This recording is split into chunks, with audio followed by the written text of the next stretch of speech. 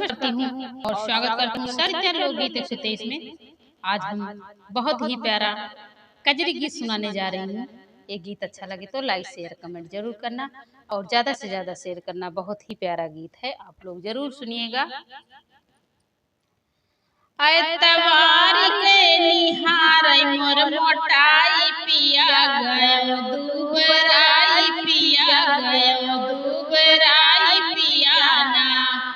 ऐतवार के निहार मोर मोटाई पिया गयो दुबराई पिया गयो दुबराई पिया ना। ऐतवार के निहार मोर मोटाई पिया गयो दुबराई पिया गयो दुबराई पिया ना।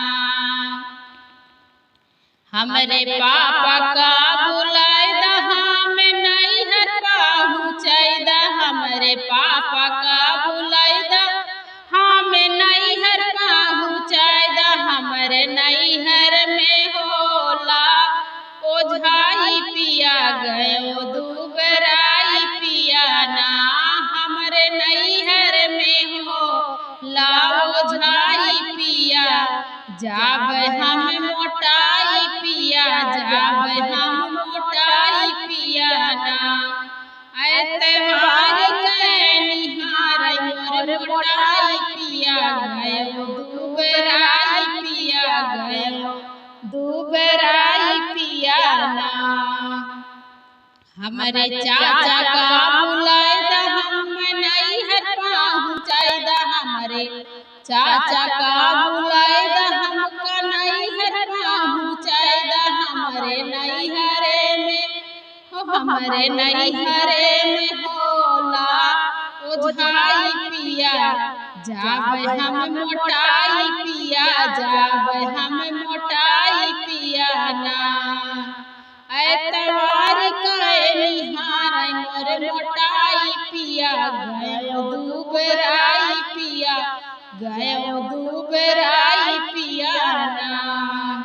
हमरे भैया का बुलाए दा हमका नहीं है पठाई दा। हमरे भैया का बुलाए दा हमका नहीं है पठाई दा। हमरे नैहरे में होला ओझाई पिया जाब हम मोटाई पिया जाब हम मोटाई पिया ना। ऐतवार के निहार मोर मोटाई पिया गयो दुबराई पिया गयो दुबराई पिया ना। ऐतवार के निहार मोर मोटाई पिया गयो दुबराई पिया गयो दुबराई पिया ना। अगर छोड़बा न दारू के पियाई पिया पटरी न खाई पिया पटरी न खाई पिया ना।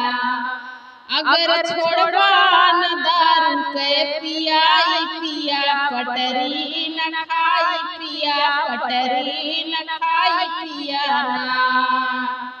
तू तो रोज पी के आवे के हम गरिएबा। तू तो रोज पी के अइबा आके हम गरिएबा। कहबा ऊपरा से हम हार जाई पिया पटरी न खाई पिया पटरी न खाई पिया ना।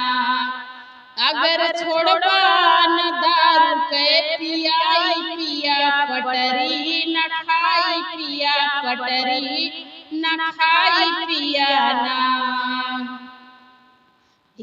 अगर छोड़बा न दारू के पियाई पिया पटरी न खाई पिया पटरी न खाई पिया ना। इतना दिन से हम तोहार सही गारी और मारे। इतना दिन से हम तोहार सही गारी और मारे। अब तो एकदम गयो है पियाई पिया पटरी न खाई पिया ना। अब तो एकदम गायो है वो बियाई पिया पटरी न खाई पिया पटरी न खाई पिया ना अगर छोड़बा न दारू के पियाई पिया पटरी न खाई पिया पटरी न खाई पिया ना मन अगर नाही बात छोड़ी तोहरा के साथ मन अगर नाही बात छोड़ तोहरा के साथ जाके दूसरा से कैले सगाई पिया पटरी न खाई पिया ना अगर मन गाना हो अगर मन गाना छोड़ दे तोहर साथ पिया जब दूसरा के साथ पिया ना मन अगर नहीं बात छोड़ तोहार साथ पिया